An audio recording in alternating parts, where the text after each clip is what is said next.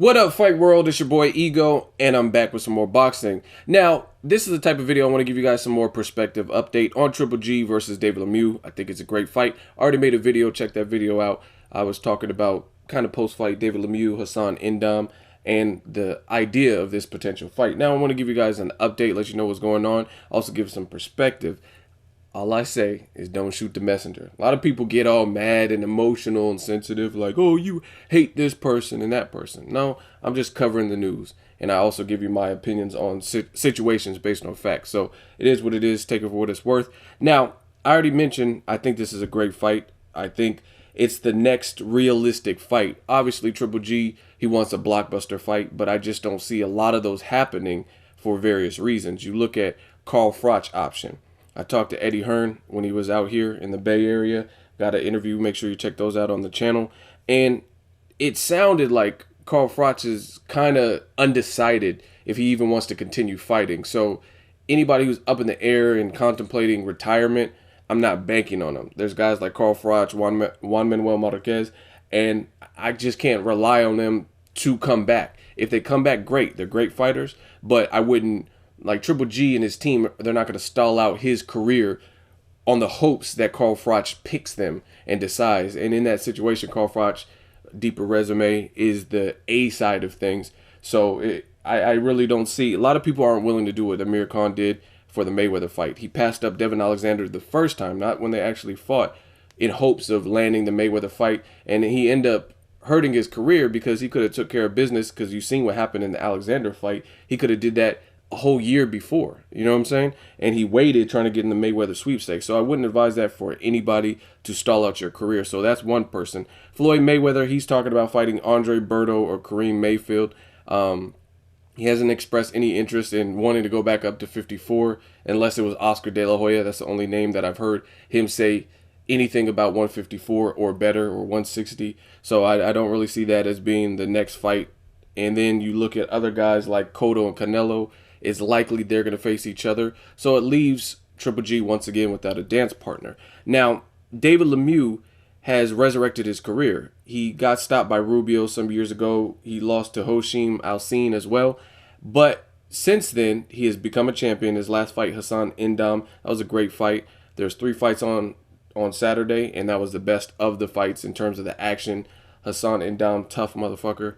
And he looked good in that fight. He looked good in the Rosado fight. So he's kind of back in the winning streak. He definitely has power. So if Triple G can't get those A-level fights that he wants, Froch, Mayweather, Canelo, Cotto, then I think this is just about as good as it's going to get. You know what I mean? Because people, at least me and people I've talked to, they're getting tired of seeing Triple G fight the Willie Monroes, the Adamas. Like, those guys are cool, they're solid, but they're not going to catapult you to superstardom. Triple G's already developing a fan base and growing with the Mexican style and the entertaining style of fight. But Willie Monroe Jr. is not going to catapult you. That's not like Mayweather versus De La Hoya or De La Hoya versus Chavez Jr. that's going to catapult you to the upper echelon of boxing, or when Sergio Martinez knocked out Paul Williams. Those are the types of respected matchups where when people seen what Martinez did to Paul Williams, you like, oh man, they had a tough first fight, and then he came back in the rematch and knocked him out in 2, and you got to give credit. So Triple G needs that type of opponent, whereas if he does beat them, it catapults and skyrockets his brand. Now, with the David Lemieux fight, I truly believe that Team Golovkin has no problem making that fight. In fact, I think Golovkin's team, Tom Lawfer, K2 Promotions, I think they generally believe that Triple G at middleweight is the best middleweight and no one could beat him there. So I really feel they have no issue making the fight. In fact, Tom Loeffler, he tweeted this, and he said the IBF confirmed no issue with Triple G versus Lemieux in unification fight next. Hashtag best fighting best. Let's do it.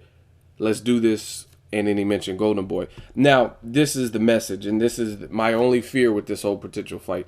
This is a good fight, but the ball is in Oscar De La Hoya's court, so to speak, and I don't know. I made videos about this. People said, oh, you're picking on Oscar. I'm not picking on him.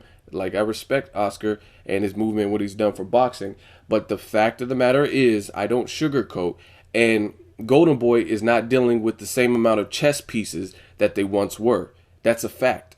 I mean, they were working with guys like Adrian Broner, Peter Quillen, Danny Garcia, Abner Matas, Leo Santa Cruz, Amir Khan. These are all guys who may not be at the Mayweather-Pacquiao level of stardom, but they're the tier just below in terms of popularity. And Golden Boy used to, like just last year, they were working with all of these players, and now they're not working with any of them. You know what I mean? So Golden Boy has been reduced to Canelo as their #1 star. They still have Lucas Matisse. They might have Mauricio Herrera. I have to look into that. But and then they have David Lemieux, which they recently acquired. David Lemieux, and then they got a bunch of other guys who I'm talking about in terms of stardom and brand. Brand matters in boxing because not everyone can sell out a venue. You know what I'm saying? Like Omar Figueroa, for example. He's not the superstar name like Canelo. Like if when Canelo had his fight on the same day in Texas as Omar Figueroa, Canelo will outsell him. And Omar Figueroa is from Texas. You know what I'm saying? So I'm talking about Golden Boy doesn't have any guys like that other than the guys that I named. David Lemieux does pretty good in Montreal, Canada, Quebec, that region. Canelo. And then Lucas Matisse, he's a great fighter, but I don't think he's a bona fide star. You know what I mean? I don't think he has that star power. So that being said, my only fear with this fight is, will Oscar De La Hoya risk, and it is a risk, anybody fighting Triple G is a risk, will he risk one of his star power guys and one of his chess pieces and potentially sacrifice him to Triple G? Because there's a strong possibility. I actually favor Triple G in that matchup. Now, the reason I want to see it is because, like I said, David Lemieux has resurrected his career, and it's power versus power. Anytime you deal with guys with that much power in their gloves, then you don't really know what'll happen. And I've been wrong on predictions before, so I want to see the fight. But it's really going to be up to Oscar De La Hoya, and I don't know if he's going to be willing, and I hope I'm wrong, but I don't know if he's going to be willing to risk one of his quote-unquote A-side type of fighters. David Lemieux's been doing good for himself. Is he going to just put him in there? Because if, let's say, David Lemieux fights Triple G, gets knocked out, now his stock drops. You know how boxing works. You know how boxing fans work. You know what I mean? He doesn't have the same star power. Same thing with Canelo. If he puts him in a difficult fight with Demetrius Andrade, who is, I think he's with Banner Boxing, so they could make that fight, and Canelo looks bad or it's controversial like the lower fight, or he looks like he did in the fight with Mayweather, then that hurts one of his major stars, his biggest star. You know what I mean? So that's my only fear. But Tom Loeffler, K2 Promotions, and Golden Boy are set to meet this week. They might have already met. I think they're going to meet this week from what I heard. And it's a good fight. Let's see what Oscar's really talking about. And he always says, like, he always downs Al Heyman fights, and Mayweather Pacquiao said it was underwhelming kind of attitude. So let's see where Oscar De La Hoya's head's at. You know what I mean? He was calling Danny Garcia a cherry picker for fighting Paulie Malignaggi. So let's see what he's doing. Let's see if he really wants to make he always talks about it's the best fighting the best for the fans and stuff. And if that is true, then make this fight with Triple G Golovkin, because I mean, he said he's coming out of retirement. I don't believe all that to fight Triple G. So let's see if he's willing to risk. He already said Canelo, they're going to wait for that fight to build up for 2 years. Even though it's a good fight right now, Canelo just knocked Kirkland smooth out, and it's a good fight right now. So if Oscar De La Hoya really wants to make the best fight the best, this is a good fight for right now. I don't want to wait. I don't like waiting in boxing, because you wait too long and then something happens. Someone puts on a suspect performance, or they lose their title, or they can't make weight and get stripped of the title. There's just too many things that can happen that would ruin Triple G versus Lemieux. They both have momentum. They both hurt their last opponents and or knocked out their last opponents. And I really believe K2 Promotions has no problem making this particular fight. So we'll see if Oscar, as where I'm from, we call it selling wolf tickets. We'll see if Oscar De La Hoya is selling wolf tickets, see if we can call his bluff, or if he truly wants to see the best fight the best and make the best available fights, even though it is a gamble. Now, this is the other hang up, and again, don't shoot the messenger. From what I've heard, David Lemieux's mandatory is Sam Solomon. So we may not get, for that reason, Triple G versus David Lemieux next. And hopefully they could pay Sam Solomon some kind of step beside money. I don't even really understand how he became the mandatory. You know what I mean? He's 40 plus years old.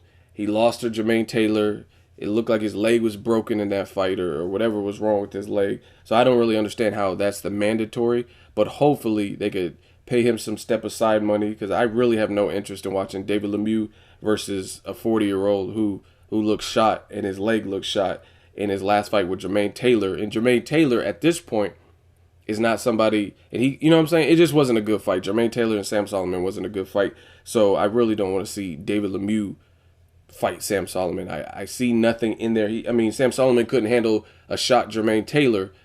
What was he going to do with the David Lemieux? You know what I'm saying? Like, it's not a fight I'm looking forward to. So those are the two concerns I have.